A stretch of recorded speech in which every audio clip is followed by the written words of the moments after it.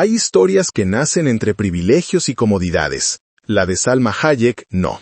La suya comenzó en un rincón caluroso de Coatzacoalcos, donde una niña de apellido libanés aprendió demasiado pronto que llevar un nombre diferente podía convertirse en condena. Desde pequeña fue señalada, empujada, llamada extraña, víctima de burlas que buscaban recordarle que no pertenecía del todo a ninguna parte. Y cuando la dislexia la golpeó como un muro invisible, incluso sus maestros la tacharon de poco capaz, sin imaginar que aquella niña lucharía toda su vida contra etiquetas que otros le impusieron. A los 12 años, sus padres la enviaron a un internado en Luisiana para corregirla. Pero aquel lugar, con sus reglas frías y pasillos silenciosos, solo profundizó la sensación de abandono que siempre había la acompañado. Y cuando la descubrieron viendo televisión en secreto, la expulsaron sin piedad. Para el mundo adulto, solo fue una travesura. Para Salma, fue otra prueba de que no encajaba en ningún sitio. Años después, brilló como la gran estrella de Teresa en México. Sin embargo, el precio de la fama llegó demasiado pronto. Persecuciones de paparazzi, una presión asfixiante y un vacío emocional que desembocó en una profunda depresión. De pronto, ser la actriz más famosa de su país no significaba nada si por dentro se estaba derrumbando. Y aún así, en medio de ese caos, tomó una decisión que muy pocos se habrían atrevido a tomar: dejarlo todo, para empezar desde cero en un país que no la quería. Porque este no es el relato de una estrella más. Es la historia de cómo una niña que se sintió inferior toda su vida terminó desafiando a Hollywood entero. Antes de convertirse en uno de los rostros latinos más poderosos del mundo, Salma Hayek fue simplemente una niña que caminaba con la cabeza gacha por los pasillos de una escuela donde nunca se sintió aceptada. Su historia no comienza con luces ni glamour, sino con una serie de heridas silenciosas que forjaron la determinación que más tarde la llevaría a desafiar a todo Hollywood. En Coatzacoalcos, aquella ciudad húmeda y vibrante del Golfo de México, su apellido libanés ya la hacía sobresalir más de lo que una niña tímida podía soportar. No era solo que los demás no lo entendieran, sino que ese apellido se convirtió en un recordatorio constante de que no era como los demás. Los comentarios, las miradas, los apodos, poco a poco construyeron una sensación de extranjería que se instaló en ella desde muy pequeña. Mientras otros niños corrían sin preocupaciones, Salma aprendió a tensar los hombros y a prepararse para la próxima burla. Pero la verdadera batalla llegó cuando la dislexia apareció como una sombra que parecía no tener forma. Las letras se movían, las palabras se confundían, y su mente, tan inquieta y creativa, parecía traicionarla justo en los momentos más importantes. En vez de recibir apoyo, escuchó una etiqueta fría que se repetiría durante su infancia: no es inteligente. Pocos entendieron que lo que ella necesitaba no era corrección, sino paciencia y comprensión. En esas aulas, rodeada de miradas que la juzgaban, nació un tipo de dolor que no deja cicatrices visibles, pero define destinos enteros. Su familia, queriendo disciplinarla ante lo que consideraban un carácter demasiado fuerte, tomó una decisión que marcaría profundamente su adolescencia: enviarla a un internado en Luisiana. Un lugar extraño, lejos de su país, de su idioma y de cualquier cosa que le resultara familiar. Las paredes de ese internado no guardaban risas, sino silencios que pesaban como piedras. Allí, Salma vivió uno de los períodos más solitarios de su vida, intentando adaptarse a un entorno donde cada diferencia, su acento, su origen, su cultura, se convertía en un motivo más para sentirse aislada. El episodio que marcó ese tiempo fue casi trivial para los adultos, pero devastador para ella. La expulsaron por ver televisión a escondidas. Tenía apenas 12 años. A esa edad, pocos entienden de castigos desproporcionados, de humillaciones silenciosas o del sentimiento de ser tratada como un problema. Pero Salma lo entendió demasiado bien. Aquella expulsión la hizo sentir que ni siquiera en un lugar creado para imponer disciplina podía encontrar un sitio para existir sin ser juzgada. Al regresar a México, aquella niña ya no era la misma. Volvió con más preguntas que respuestas, pero también con un fuego interno que, aunque todavía pequeño, empezaba a tomar forma. La dislexia seguía siendo un reto diario, los comentarios hirientes también. Sin embargo, dentro de ella comenzaba a crecer una certeza. Si el mundo no iba a abrirle espacio, ella tendría que abrirlo a golpes. Nadie pudo imaginarlo entonces, pero cada lágrima derramada en esos años, cada rechazo, cada burla, cada sensación de no encajar, estaba formando el carácter de una mujer llamada a romper barreras que ninguna latina había roto antes. Y esa mujer estaba a punto de descubrir que las heridas de la infancia pueden ser trampolines hacia un destino extraordinario. Cuando Salma regresó definitivamente a México, después de aquel internado frío y silencioso en Luisiana, no imaginaba que el destino le tenía reservada una transformación radical. Su timidez, su dislexia, su sensación de ser la diferente, todo eso quedó momentáneamente suspendido cuando descubrió el teatro. Por primera vez, las miradas no la juzgaban, la admiraban. La niña que creció escuchando que no era lo suficientemente buena, se encontró con un escenario que le devolvía la autoestima que la vida le había quitado. El camino hacia la televisión fue casi inevitable. Su presencia frente a la cámara era magnética, natural, imposible de ignorar. Y cuando obtuvo el papel protagónico en Teresa, México entero volteó a verla. De repente, aquella joven que alguna vez fue expulsada de un internado, era ahora la villana más icónica y seductora de la pantalla. Teresa no solo se convirtió en un éxito arrollador, convirtió a Salma en la estrella más codiciada del país. Pero, como suele ocurrir, el precio de la fama llegó demasiado rápido. Sin preparación emocional, sin herramientas psicológicas y con una historia personal marcada por inseguridades profundas, Salma vivió el reconocimiento como una mezcla peligrosa de orgullo y terror. Cada portada de revista parecía alejarla un poco más de la tranquilidad. Cada entrevista, cada alfombra roja, cada grito de los fans afuera de los foros, todo aquello que debería haber sido celebración empezó a convertirse en una jaula brillante. Los paparazzi la seguían a todas partes. Salma jamás olvidó aquella tarde en la que, al entrar a un restaurante solo para descansar unos minutos, sintió que la perseguían desde el estacionamiento. Entró al baño temblando, cerró la puerta de un cubículo y se quedó allí, en silencio absoluto, durante 45 minutos. Era la única forma de escapar de los flashes que la asfixiaban. En aquella soledad, por primera vez, entendió que la fama podía ser más opresiva que cualquier internado. Y mientras su imagen crecía, su mundo interno empezaba a derrumbarse. El éxito de Teresa no la hacía sentir plena, la hacía sentir atrapada. De pronto, todos esperaban algo de ella.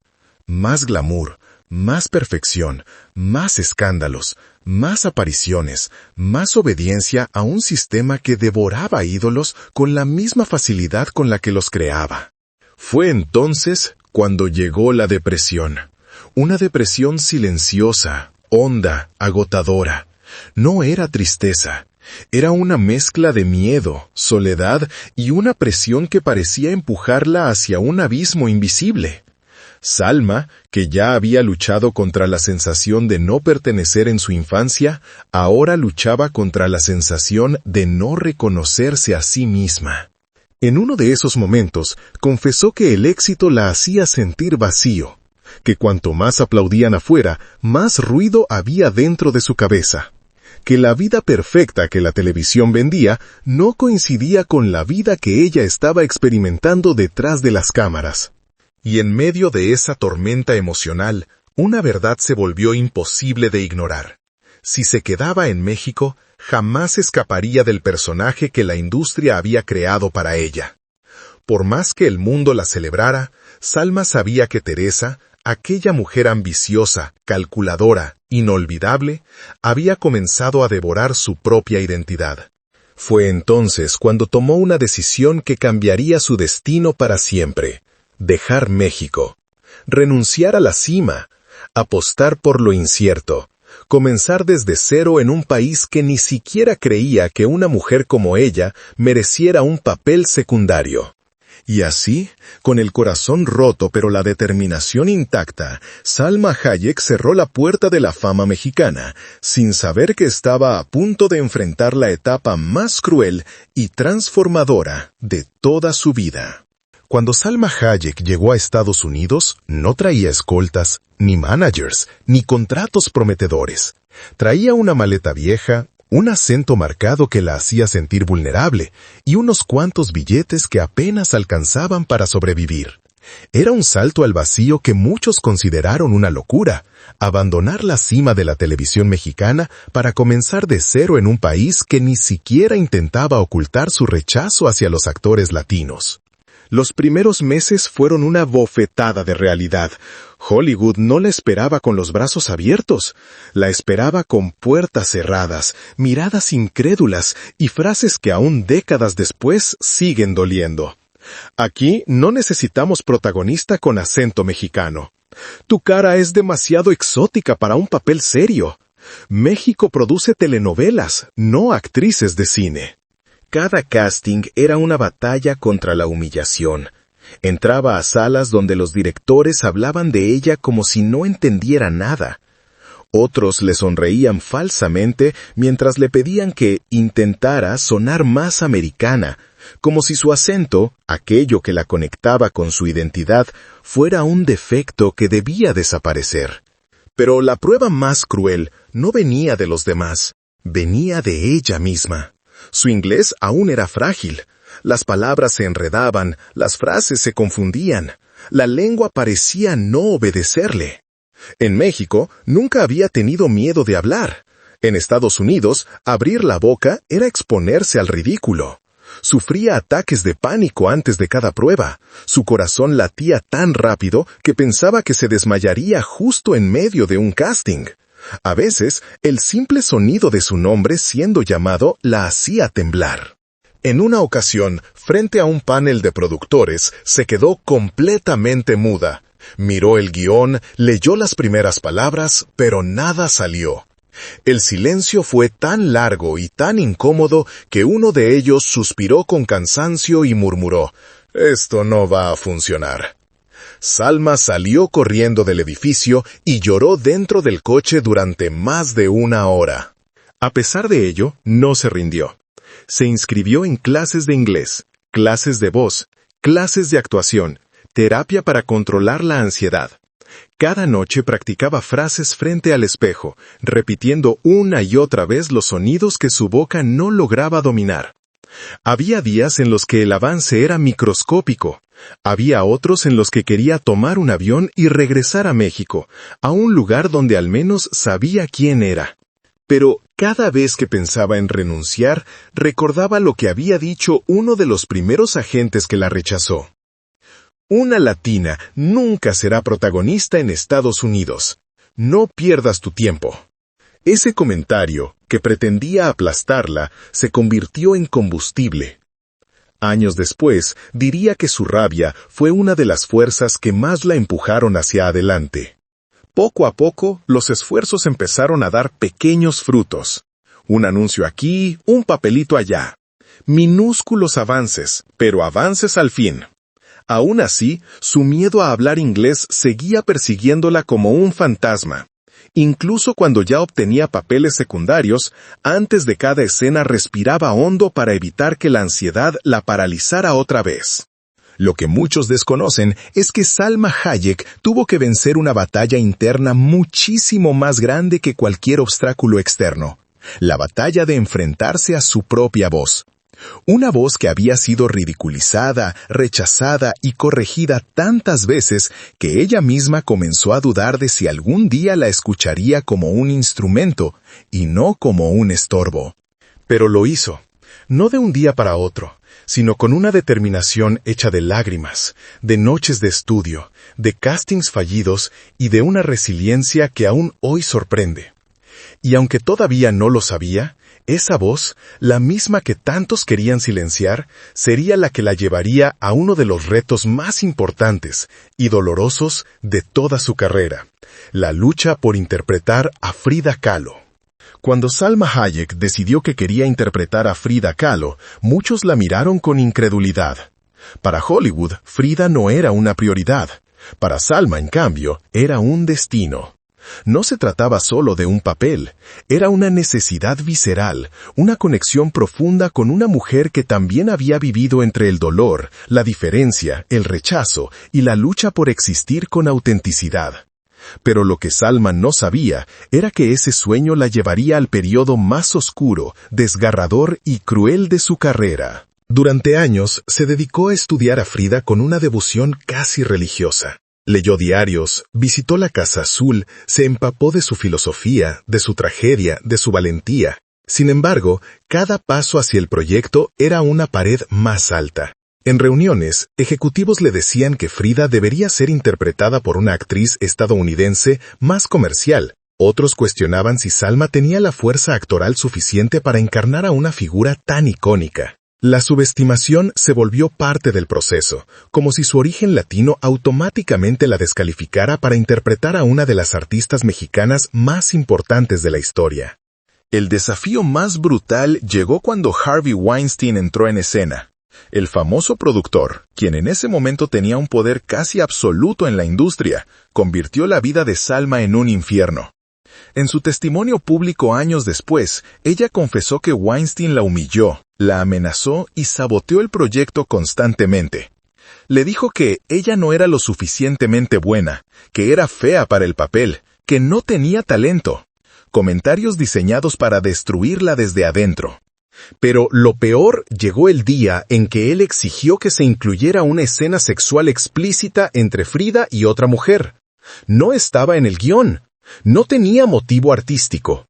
Era una prueba de poder. Salma trató de negarse, pero le dijeron claramente que si no lo hacía, la película moriría. El día del rodaje, la actriz llegó al set temblando, incapaz de contener las lágrimas. En su relato, confesó que durante la escena no podía parar de llorar, que cada segundo fue una tortura emocional porque sabía que no lo hacía por la historia, sino para satisfacer la crueldad del hombre que controlaba su proyecto. A nivel físico, tampoco fue fácil. El rodaje de Frida implicaba prótesis pesadas, largas horas en posición incómoda, maquillaje que lastimaba la piel y un dolor de espalda que llegó a convertirse en lesión. Salma tuvo que grabar varias escenas bajo efectos de calmantes, con el cuerpo adolorido y el alma agotada. Aún así, seguía adelante, convencida de que la figura de Frida merecía ese sacrificio. Hubo días en que quiso rendirse, días en los que se encerraba en su tráiler a llorar, temblando entre el miedo, la frustración y la impotencia. La presión emocional era tan fuerte que estuvo a punto de abandonar el proyecto. Pero algo dentro de ella, quizás aquella niña golpeada por las burlas, aquella joven que huyó de México buscando libertad, aquella mujer que ya había enfrentado demasiadas puertas cerradas, se negó a permitirlo. Y contra todo pronóstico, lo logró. Frida no solo se estrenó, se convirtió en una obra maestra. Fue celebrada por la crítica, recibió múltiples nominaciones al Oscar y llevó a Salma a convertirse en una de las pocas mujeres latinas nominadas a Mejor Actriz en la historia de la Academia. Pero detrás del triunfo había cicatrices que nadie vio. El éxito mundial ocultaba una verdad dolorosa. Para interpretar a la artista que convirtió el dolor en arte, Salma tuvo que entregar una parte de su propia alma. Cuando Frida llegó al mundo y convirtió a Salma Hayek en un símbolo internacional, muchos creyeron que la actriz por fin había conquistado la paz que tanto había buscado. Pero la vida, siempre impredecible, tenía preparada otra etapa marcada por pruebas íntimas, silencios profundos y batallas que ninguna cámara registró. Porque después de vencer a Hollywood, Salma tuvo que enfrentarse a algo mucho más personal: el peso de ser mujer en una industria que devora a quienes se atreven a envejecer. Durante años, Salma había temido no poder ser madre. La presión del tiempo, del trabajo, de la fertilidad, todo se convirtió en una mezcla de ansiedad y esperanza. Cuando finalmente quedó embarazada, sintió que vivía un milagro. Pero lo que vino después no fue la dulzura que muchos imaginan. Tras el nacimiento de su hija Valentina, Salma cayó en una profunda depresión posparto, una de las etapas más oscuras de su vida. Ella misma confesó que la invadió un sentimiento inexplicable de tristeza, miedo y desconexión. Era como si, después de tanta lucha externa, su cuerpo y su mente le exigieran enfrentar una tormenta interna que llevaba años conteniendo. A esa vulnerabilidad se sumó la mirada del mundo. Al casarse con François-Henri Pinault, uno de los hombres más influyentes de Europa, Salma dejó de ser simplemente una actriz. Se convirtió en blanco de especulaciones. La acusaron de haberse casado por dinero, de haber cambiado su esencia, de convertirse en parte de una élite que, supuestamente, no encajaba con su origen humilde y latino. En entrevistas, Salma reveló que esos juicios la hirieron profundamente porque la reducían a un estereotipo que ignoraba toda una vida de lucha. Mientras tanto, Hollywood enviaba su mensaje cruel. Las actrices mayores de 40 ya no interesaban. Productores que antes la buscaban empezaron a sugerirle roles secundarios, personajes sin peso o estereotipos repetidos. Pero Salma no era la niña que se escondía en baños para evitar burlas, ni la joven que temblaba antes de hablar inglés en un casting. Había sobrevivido demasiado como para aceptar que la industria decidiera cuándo debía apagarse. Fue entonces cuando comenzó a luchar para demostrar que la madurez no era un obstáculo, sino un poder. Empezó a producir, a levantar proyectos propios, a elegir papeles que la retaran. Su presencia en la pantalla ya no dependía de la aprobación ajena, dependía de su determinación. Y así, mientras muchas voces la daban por acabada, ella regresó con más fuerza que nunca, apareciendo en películas de alto impacto, franquicias internacionales y proyectos donde su carisma brillaba más que los prejuicios. En medio de todo esto, vivió un episodio que la marcó para siempre.